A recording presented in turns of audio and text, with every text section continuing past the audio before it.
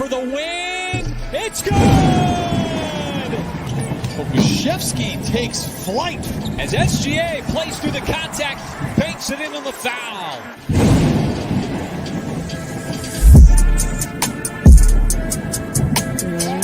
What is up, Thunder fans, and welcome to the Uncontested Post-Game Podcast Edition. We are a proud part of the Blue Wire Podcast Network and the official podcast of SI Thunder, and I am your host for tonight.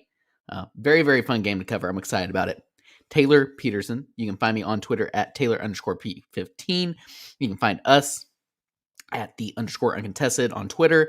You can also find us on just about all other socials, including Facebook, Instagram, YouTube, and yes, even TikTok. I promise, I keep making this promise at the beginning of every post game that I do, that I will be a little more active on our uncontested TikTok.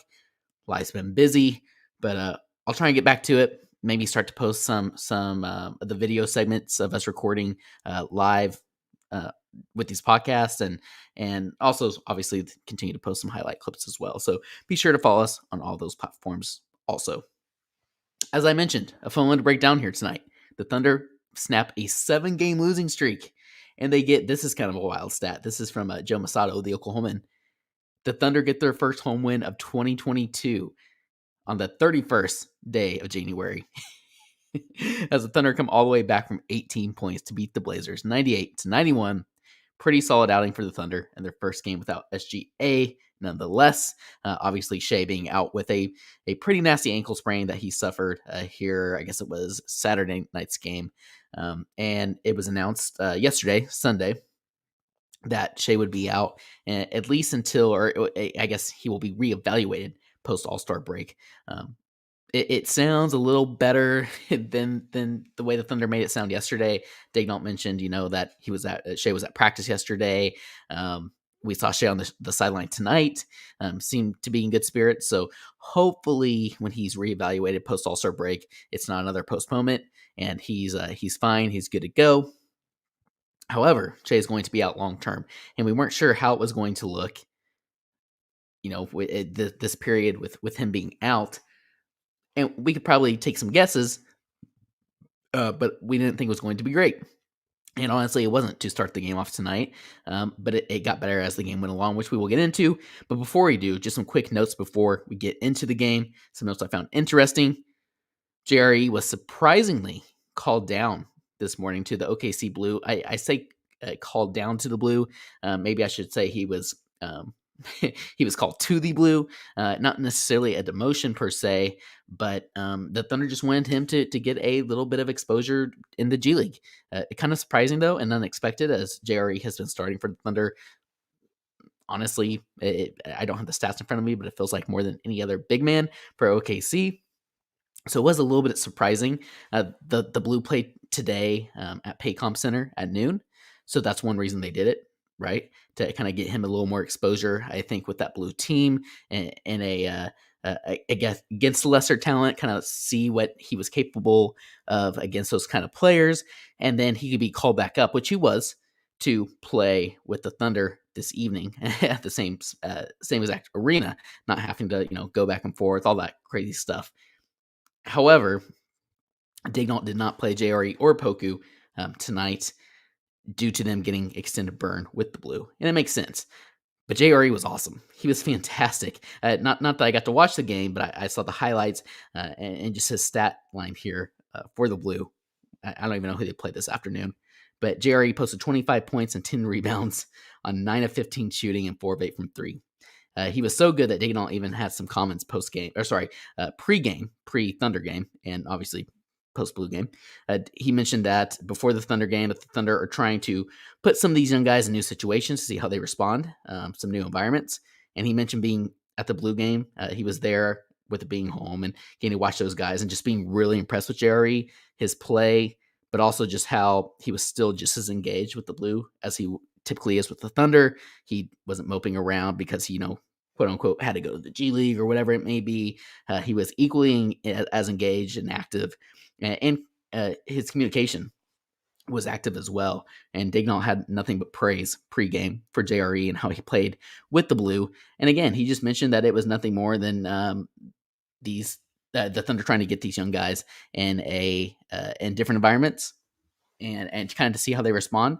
Well, Jerry responded great. So, excuse me, again, very interesting that happened.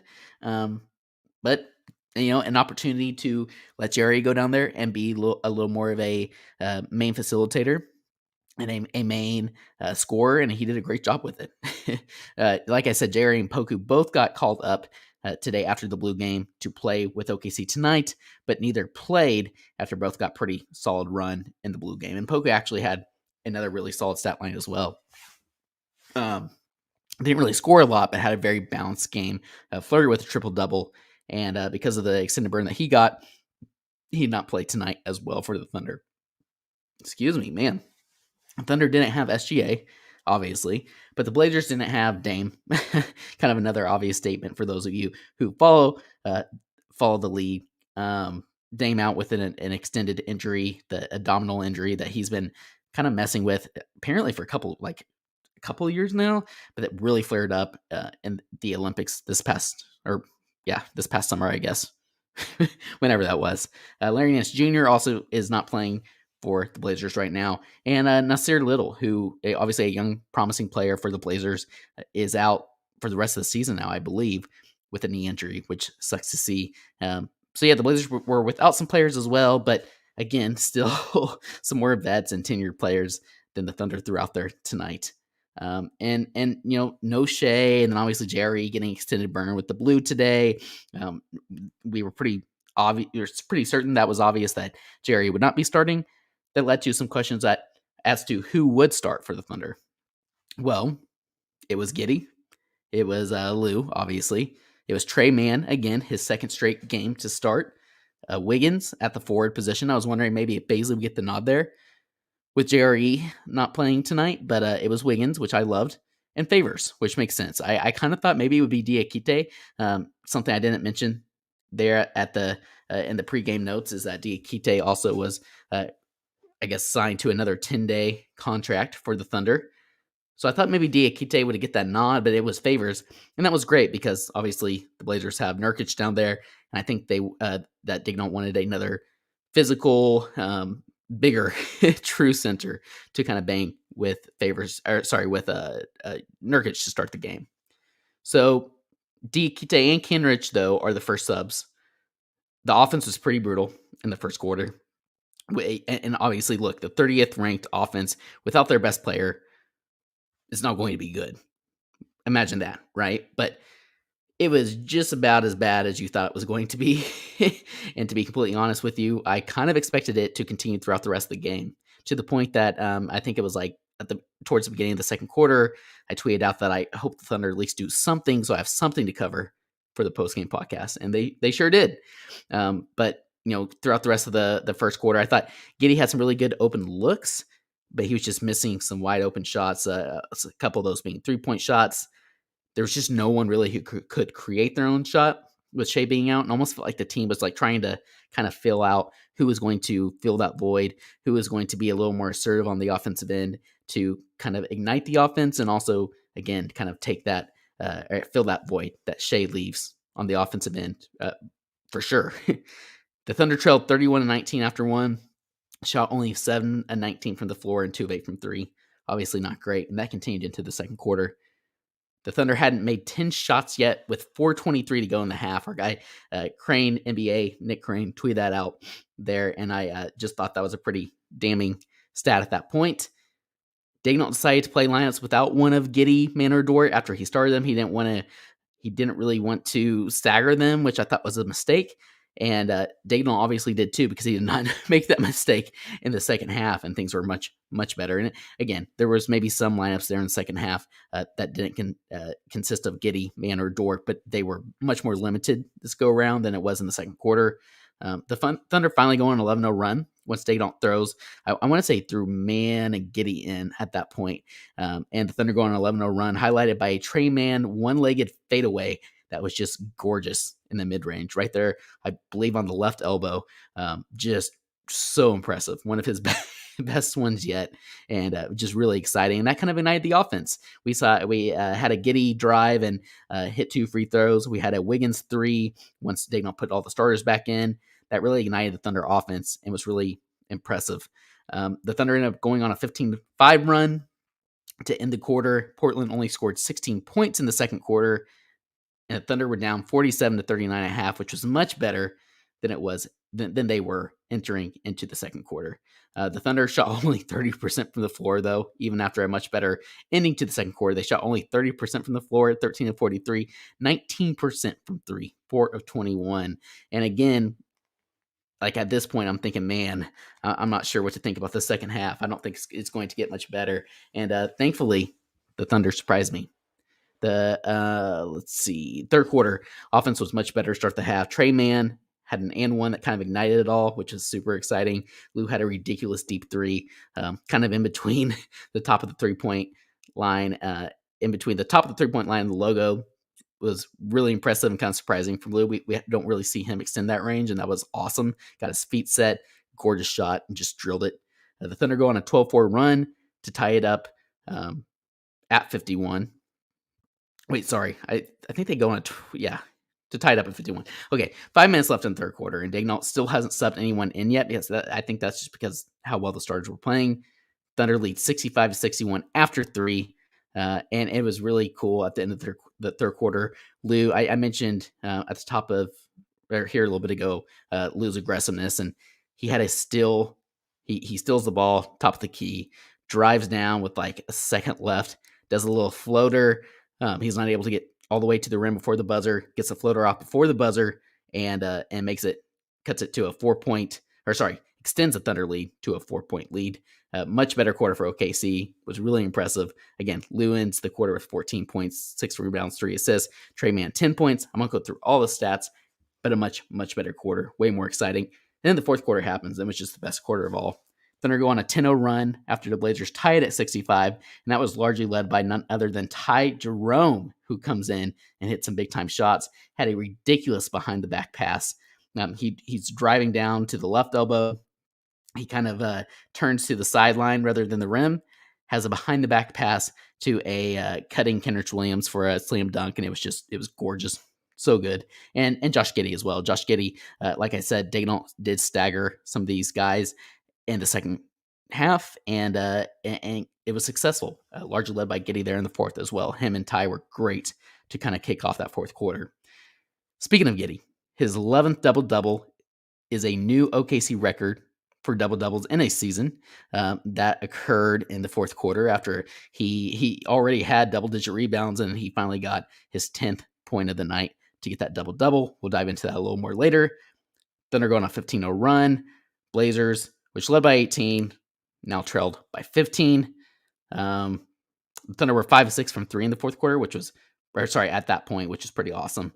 Just kind of a 3-point barrage after nothing was falling for them in the first 3 quarters. And the Thunder led by 18 at one point after trailing by 18, which is kind of a fun stat.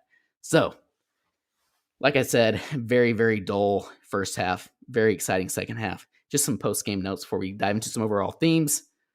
After trailing by 18 points at the 7:09 mark of the second quarter, the Thunder closed the game on a 74-39 run.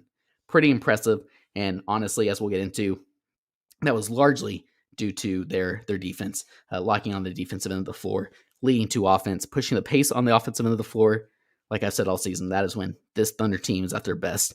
And Daigneault agreed with that. He actually mentioned something about that pregame that I thought was interesting. This was also the Thunder's 7th 15 or more point comeback this season, which leads the NBA. The comeback kids are still the comeback kids. We kind of named them that during the Chris Paul season 2 seasons ago. We saw it some again last season, and it's even continuing this season, even if the Thunder aren't winning as many games, still lead the lead in 15 or more point comeback wins. Pretty awesome. They were down 18 tonight versus Portland. Just some context. 18 tonight versus Portland. They were down 18 November 12th versus Sacramento. They were down 18 December 6th versus Detroit. They were down 18 November 9th versus the Lakers. And October 27th, they were down 26 against the Lakers. They won all those games. Obviously, that October 27th game being the him game from Shea, the logo Lakers shot that Shea drilled. That was a fun one to kick off the season. So, like I said, some kind of some fun post game notes there that I wanted to mention. They didn't really fall into some themes, but I have things for you all. And for those of you who are longtime listeners, you know that we all do our post games differently. And when I'm solo, it's easiest, especially since these games are usually late at night and on a work night, or weeknight games. It's just easier for me to break these down into negatives and positives. And again, I say negatives and positives because we always end on positives. And fortunately for us tonight, there were way more positives tonight than negatives. So just to briefly go through just these couple of negatives I have, some of these even being a little nitpicky just because I had to come up with something, which was pretty good, a pretty good feeling. This one's a kind of a given for every game this Thunder season, and obviously has been a negative of mine. I think for almost every post game that I've done, almost just kind of have to do it by default. But the Thunder 3-point shooting, Thunder shot 12 of 41, although the fourth quarter was much better on that front. If they didn't have that like barrage of 3-point shots in the fourth quarter, it would have been this stat would have been just horrendous. And I'm just curious, like, will Presti address this in the draft? Or does he just go best available, which I think he should do, if we're being completely honest? If he does that, that probably, like, if the Thunder get the kind of draft pick that they're hoping for, that we're hoping for in this upcoming draft, that player is probably going to be a 3-point threat, and that's automatically going to help the team and space the floor more, therefore leading to more 3-point shots for the Thunder and a better percentage. But let's just say that the best available player in the draft, Presti views for this team and ends up drafting, isn't a great 3-point shooter. Does he maybe, or just maybe an average 3-point shooter? Does Presti maybe address this once all the pieces are in place? So instead of just drafting shooters with these picks, maybe he goes a different direction. Maybe he goes for a big and then he goes for a best available, whatever it may be. Then do we see Presti kind of, we keep talking about when he gets to a certain point wanting to push some of these extra chips to the middle of the table and really start to build around the core pieces that he's able to draft, with some of the core pieces already in place being Shea and Giddey. Well, Presti, when he's starting to build out the rest of this team, is it for 3-point shooters at this point? I don't know. I'm just kind of curious to see how he views that. Like, does he want that immediately? Is that something he thinks he can get in trades rather than the draft? Maybe a combination of all the above. I'm just really curious to see how Presti continues to fill out the rest of this roster as they kind of reposition out of this rebuild. It'll be really interesting to watch. Again, this is all by default right now, but I'm not sure it's something that can sustain itself. And I'm just really curious to see how Presti pivots from this point forward. With this, like I said, being a negative for every single game this season, pretty much by default. And then my last two here, I just really kind of have to stretch for these because from a stat standpoint, from a player standpoint, there's not like a ton of other negatives. So I just want to mention Teo here. I don't think it's fair to just call him a negative outright because he only got 5 minutes tonight, right? But I think that in itself is probably a negative just because he doesn't look comfortable when he's playing with the Thunder this season compared to when he's playing with the Blue. Like this incredible stretch that he's had over the past 2 weeks with the Blue, he's just tearing it up. I mean, if he were to play a full G League season with the Blue and is putting up those kind of stats that he was over the past couple of weeks, he's probably in contention for seriously MVP of the G League, right? I think of B-Ball Paul last year, who I think got through the award. I think somebody like Teo is kind of putting up those stats like that would be in contention, but it just doesn't seem to translate when he is converted. Or not, I shouldn't say converted, when he is bumped back up to the Thunder. And I don't know, it's a little concerning. And obviously Dayton doesn't trust him much. So I'm not looking too much into that production that Teo is having with the G League, with the Blue, which is unfortunate because I was kind of hoping that he would come back here. I think his first game back was Saturday night. I was hoping to see him be a little more assertive, more comfortable from a playmaking standpoint, also a scoring standpoint.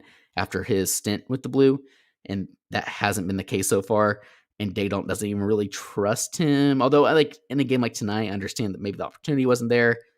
We'll probably see more Teo down the road to finish the season. But all that being said, I'm just gonna throw Teo up there as a potential negative. He just the G League play hasn't quite translated, and I'm not sure that it will. And that's why I have him here. And then my other one is like Poku not playing tonight. It makes sense because, like I said, him and JRE got a lot of burn today with the Blue, but Poku's been playing with the Blue here for a while, almost as long, if not as long as Teo. I don't know. I don't have the dates in front of me. And he hasn't, he's playing better. He's not really taking on a main scoring role. He's doing some facilitating. He's filling up the stat sheet, but it isn't really putting up big numbers. His shooting still isn't great. And I think it's a little bit of a negative that we haven't seen Poku. Even when he's called up with the Thunder, not getting that playing time. I think that's a little concerning as well in terms of Poku's player development. Now, Poku, still is younger than some players even in this upcoming 2022 draft. So, Poku still has a lot of growing to do. I'm not saying Poku's a bust yet, like many people are. But I just, again, throwing that out there as well, kind of having to stretch some here for the negatives before jumping into quite a few positives. So let's go ahead and do that. Let's break down the positives because there were quite a few from this game. I have a handful of team stat positives that I thought were big and worth mentioning, as well as individual player performances that we'll get into as well before getting out of here. So the Thunder's defense is my first one I have, and maybe the most critical and the most glaring positive of this entire game.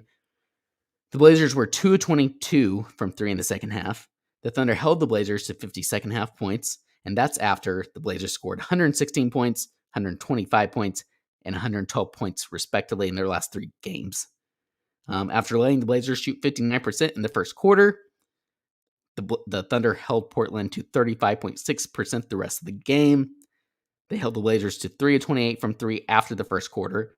So not only were the Blazers only 2 of 22 from 3 in the second half, they were 3 of 28 from 3 after the first quarter. The Thunder forced 14 turnovers, which was really impressive. Again, especially when they were up as much as they were in the fourth quarter after making their comeback. They didn't just, settle for making that comeback. They didn't even settle after they had extended their lead. You had Lou Dort, Kenrich Williams diving for loose balls. Darius said there was a specific play towards the end of the fourth quarter. Again, the Thunder are up by double digits at this point. Lou Dort's diving for the ball, trying to rip the ball out before a jump ball is called. He's successful, but it gets kind of like tipped out of his hand. So then you have Paisley diving for the ball, and like he's trying to save it.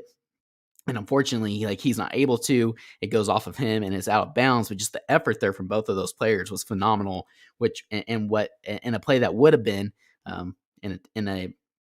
if neither of those players were making those hustle plays, it's going to be the Blazers' ball immediately. Just really, really impressive stuff, especially when the Thunder were up by as much as they were. So again, Thunder first force 14 turnovers. This is from the broadcast. I found it interesting. They had like a ridiculous defensive rating, like 120 something in the first quarter. But after that, the second through the fourth quarter, the Thunder averaged a 71.3 defensive rating, which is really, really impressive, obviously. And then Daygnault mentioned this in his postgame, mentioned point of attack defense from guys like Lou, Paisley, Kenrich, and Wiggins. I thought that was really impressive. We'll get into that when we talk about guys like Wiggins and Lou. And then just a quarter-by-quarter breakdown of points scored by the Blazers. 31 points in the first quarter, only 16 in the second, 14 in the third, super impressive, and then 20 in the fourth quarter. Great, great defense by the Thunder. Great team defense. They were completely locked in from the second quarter on, but they came out in the second half and were able to stay engaged on that end of the floor, and I thought that was phenomenal and maybe the biggest positive of all from this game. Another team stat. Thunder free throws. Thunder shot 16 of 17 from the free throw line to the Blazers 6 of 8. Obviously, Like I mentioned, this Thunder is not a good shooting team, so getting to the line is huge. Obviously, we talked a lot about that with Shea. Shea was kind of leading this team in that regard this season, which is a huge positive for him. But without Shea tonight, Thunder getting to the line 17 times still, especially to the Blazers 8. That kind of goes to my last point. The Thunder didn't foul very much either. Great defense. But getting to the line that much is a big reason why they stayed alive in the first half when they weren't shooting well, and why they came back in the second half. And I think that's something I really want to see them continue to do, especially a team like the Thunder, like I keep saying, are not a good shooting team. Attacking like they are, drawing fouls, that's huge and was really, really impressive. And I think the above two positives really kind of speak to an overall theme that I have. The Thunder's aggressiveness without Shea tonight. Not only, like I said, the defense and the free throws, but the Thunder had 40 bench points to the Blazers 19, and the Thunder out-rebounded Portland. Obviously a bigger team, even without Larry Nance Jr. and Nasir Little, still a bigger team than this young Thunder team, minus Derek Favors, who isn't young, but still. Thunder out-rebounded Portland 50-41. They out-hustled. They were more aggressive than the Blazers, and that's why they won the game tonight. And so I think all the above can really kind of be wrapped up into one overall thing that I thought that the Thunder were very aggressive, and it showed, and that's why they won the game, and it was really impressive. So those are my team positives. I have some individual positives here. We'll get into Aaron Wiggins, somebody I mentioned here a little bit ago. Excuse me. His defense on CJ was great. CJ McCollum just did a really good job. Daigneault decided that he wanted Lou primarily on Anthony Simons, which makes sense. Anthony Simons has been lining it up. I know that personally, as I picked him up here about a month ago in my fantasy basketball team. Very proud of that decision. He's been awesome ever since Dame went out. And it makes sense to throw a guy like Lou on him. Gave him a ton of issues, like I said, at the point of attack. And then the fact that Lou was able to do that on Simons means that you need somebody on CJ. And Wiggins did a fantastic job as a whole. Also, his three-point shooting, while still not super consistent, which is fine, it's consistent enough. And it seems like Wiggins' threes always come at critical times. They like for tonight, they either sparked an offense, kind of re-sparked and reignited the offense, or they continued. Maybe the offense was sparked, and the Wiggins three was kind of the flame, right? That kind of ignited the Thunder's offensive fire. And I love seeing that. Looking at, I guess I probably should read off his stats because I haven't done that yet. Wiggins only had 7 points, but he had 8 rebounds. Again, just another hustle guy. Really good at getting himself in the right position to grab boards. That's something he's been good at all season. And obviously just the fact that he has that mentality to crash the boards like he does on both ends of the floor is awesome. Only 3 of 8 from the floor. It's kind of interesting. I didn't realize he shot 8 times. I kind of like that with Shea out. And he was only 1 of 4 from 3. So I guess I'm a bit of a dirty liar. But the 1 3 that he did have was really exciting. And I continue to notice that with him. But I would like to see it be a little more consistent from the floor. Still not a fantastic offensive player, but for a guy on a 2-way contract who was drafted in the second round, pretty impressive. And I continue to be really impressed with Wiggins, primarily his defense. And he can contribute on offense. He's not a 0, which is a big, big positive. And all that to say, I'm going to be shocked if he isn't converted to a full contract post-trade deadline once the Thunder kind of figure out what they're going to be doing. They waive maybe a veteran, whatever it may be. They create an open roster spot, whatever. I think Wiggins will be converted to a full contract post deadline, and I think most people do as well. Lou Dort, speaking of defense, after struggling early on in the first quarter, he really got it going in the second half, just like the rest of the team. His offense was much better in terms of playing within the offense and not trying to overcompensate for Shea being out, which he kind of did there early on. We've seen that with him from the games that Shea was out due to COVID protocols earlier this season. He does try to overcompensate some, and I think he did a really good job of finding the balance of aggressiveness and also playing within the team, which is something that Daigneault's mentioned in his media availability quite a bit with players like Lou, and primarily Lou being kind of the prime example here. I thought Lou was much better with that. He settled into the game. I kind of mentioned this on last night's post-game podcast, or sorry, not post-game, group podcast, where I would kind of like to see Giddey be the main facilitator and ball handler and initiator of the offense with Shea out instead of Lou. And Lou can still take on that primary scoring role right now with Shea being out, but I don't want to see him bring up the ball a ton of times, and I think he did a really good job of finding that balance, especially, like I said, after the first quarter. And it's interesting that Daedal continues to mention that. And we're seeing guys like Lou, and we'll get into Paisley, kind of finding that perfect balance. I think that's really important. It's the first game in a while where I thought Lou's defense was back to being pretty much elite. He played great defense on Simons, like I mentioned. I keep saying this, but Daniel mentioned the point of attack defense, stopping the ball at the top of the key, forcing, kind of halting Portland's momentum and causing Portland to have to slow it up, bring the ball back up, and try and get into sets. He was great on ball with Simons, which is important because Lou has kind of struggled throughout his early career so far against guys, quicker guards like Steph Curry, Darius Garland. He struggled with this season compared to some of the bigger wings, ball handler combo players like James Harden, Paul George, where he seems to do better. He struggled with smaller, quicker guards, and he did a really, really good job against Simons tonight. And not only that, but I mentioned his effort level, diving for loose balls, even up double digits in the fourth quarter, jumping passing lanes and getting steals. I mentioned that buzzer beater he had at the end of the third quarter where he jumped a passing lane, got a steal, didn't even have enough time to get all the way to the rim, so he had to kind of go up with a little floater, drilled it right at the buzzer. Just great stuff from Lou, and honestly, I think it's the best two-way game we've seen from Lou in a while, which makes me very, very happy. He was engaged on both ends, and that was great. Didn't try and do too much, play within the flow of the game, just great stuff. Next one, Trey Mann. Trey didn't have like eye-popping game on the stat sheet by any means, but really positive stuff from Trey that I think can be built upon. And I'm excited to kind of see where this goes. 13 points for Trey. That would be the Thunder's fourth leading scorer. 4 of 10 from the floor, 2 of 6 from 3, 3 of 3 from the free throw line, which is great to see him kind of get to the free throw line a little bit. 24 minutes, which was the second least amongst all starters. Tied with Kendrick Williams off the bench, and Paisley got 2 more minutes than Trey Mann did. So it still got some solid burn. All that to say, the shot creations. I mentioned the one-legged step back that he had there in the third quarter was unreal. He had some incredible step back 3-point shots. It's next level. It's really, really impressive. And honestly, he was kind of who sparked the offense to start the second half.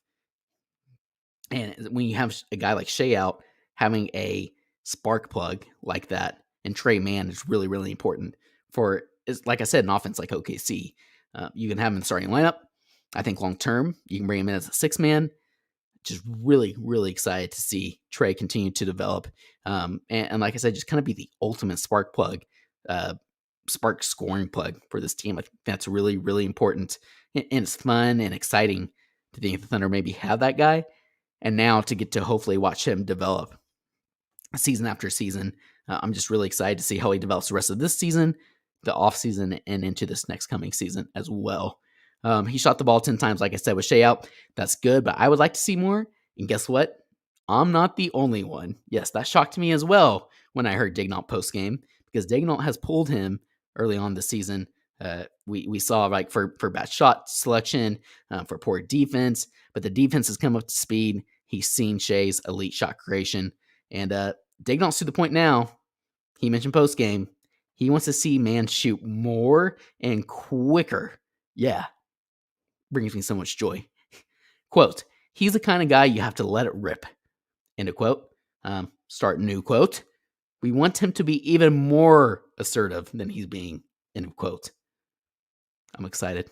I love that a lot. I don't even really have anything to expand on that. Like I just think that's great. Love hearing this from Daigneault, especially after Trey has had a bit of a short leash, like I said earlier on the season. I mentioned that also on the group podcast that we had. last night, and it seems like Trey is going to get a little more leeway heading into this latter part of the season, especially with Shea out, like I said, until after the All-Star break. So my final positive here is a name that I haven't mentioned. I'm sure you all are thinking about it. Darius Paisley. Darius had a really, really solid game tonight. 15 points. I think Jacob mentioned this actually on one of the post games he did last week. When you go solo and you're talking so much, throat gets dry, and I'm struggling a little bit over here. I apologize. But Paisley had, and we're live, so we can't do what we used to do and go into GarageBand. You can pause, take a drink, all that stuff. Can't do that. So I apologize. But Paisley, 15 points, 5 rebounds, 3 assists, 5 of 7 from the 4, 3 of 4 from 3, 2 of 2 from the free throw line. And I thought he had more blocks. He didn't tonight. Regardless, I'm going to mention some of these stats. Anyways, I thought he had a fantastic, I say fantastic. It wasn't like he did anything huge, none of those stats were necessarily eye-popping, but just a really, really solid game from Paisley. After I've given him, our entire podcast has given him, or have been kind of down on him. I feel like some of my post games that I've done this season, Paisley's almost always a negative, but he certainly wasn't tonight. One of my favorite Paisley games this season. He's had better ones. I think I'm not going to say this is his best, but all around, thought he played a really good game. And the key here, something I mentioned with Lou, something that Daydonk continues to mention, he played within the flow of the game. Him being Paisley, right? He took the right shots when he was open. He was knocking down those shots tonight, which helps a lot. But, wasn't just driving out of control, wasn't a ball stopper, was moving the ball when it was passed to him, and obviously continues to play solid defense. Daydonk mentioned him as one of those plan of attack guys when it came to the defensive intensity stepping up after the first quarter. Paisley contributing, being one of those players that contributed to that as well. I think that was really, really impressive. Like I said, 3-point shot looked good. That was a positive. And then Andrew Schlecht today, his Twitter account, many of you probably follow him, had some really good Paisley stats, although maybe not as applicable to tonight's game where he didn't have as many blocks. Still really thought these stats were interesting. Only 13 players this season have at least 30 steals and 50 blocks. Darius Paisley is one of them. Darius Paisley has more blocks than fouls this season, 51 blocks, 44 fouls, and no player in the league with at least 50 blocks has that few fouls. That's, again, both of those from Andrew Schlecht. Go follow him at Andrew Schlecht on Twitter. Really, really awesome stats to kind of show how good Paisley has been on that end. But I mentioned those just kind of to bring me to my last point here on Paisley. Paisley's doing great things, showing big flashes. Daydonk kind of mentioned this in one of his media availabilities this year, about Paisley having big peaks, bigger peaks, as in he's growing. His peaks are getting higher, as in he's performing at a higher level, but his valleys are low, and he just can't find that consistency. And that's the biggest thing for a player like Paisley. He's going to have to find that consistency. And when we say consistency, we aren't talking about doing this one every 3 games, one every 4 games, having games like tonight. He needs to put games like tonight. He's had 2 stretches now, 4 or 5 games this season where he's strung together 4 or 5 games that he looks good. We need a month of this. We need a month and a half of this. And I'm not saying he has to play good every single game. More games than not, he has to be better. Or he has to at least have this kind of contribution. And he can stick around. Because obviously Baze is very, very talented. It's the consistency that he continues to have trouble with. I just really hope he can put together. So that's all I've got. As you all can probably hear in the background, I have a whiny dog. I apologize for that. But a really fun one to break down tonight. So moving forward, Thunder have the Mavs on Wednesday to go for another road trip. The Blazers again on Friday, this time in Portland. The Kings on a back-to-back Saturday. Going to be a little tough. But kind of an important stretch here for the quote unquote tank, because you have the Blazers again on Friday, you have the Kings on a back-to-back on Saturday, and then we come back home on Monday to play against Steph and the Golden State Warriors. Also, speaking of the tank, the Clippers lost tonight to the Pacers, so that was kind of a double win, a win-win for the Thunder, with the Pacers improving in the standings and that Clippers pick, obviously, that we own, the Clippers losing, improving that pick as well. So a good night overall on the tank front, outside of the, I guess, of the Thunder winning. But again, I think the Thunder kind of needed this one for morale, and it was just really good to see them kind of come together and rally with SGA being out. So thank you all again for tuning in. As I mentioned, all these games coming up in the coming week. Trade deadline coming up in like less than or a little over a week. We'll have you covered for all that. Be sure to stay tuned to the Uncontested. And as always, and until next time, Thunder up.